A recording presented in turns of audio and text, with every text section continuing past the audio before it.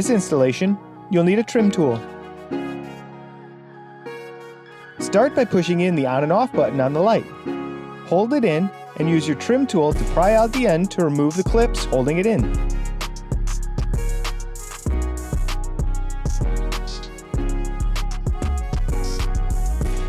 Here we highlight the clips and how they hold the lens in. Pull out the incandescent bulb.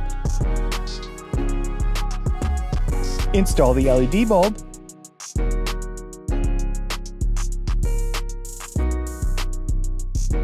And test it. Replace the lens. Line up the clips and push the lens in, and then repeat those steps on the other side. Push in the on and off button and hold it. Use your trim tool to pry free the edge.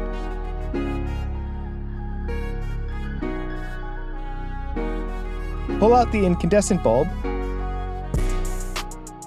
Replace with the LED bulb, and then test it. Replace the lens. Line up the clips, and then push it in until it clicks in place.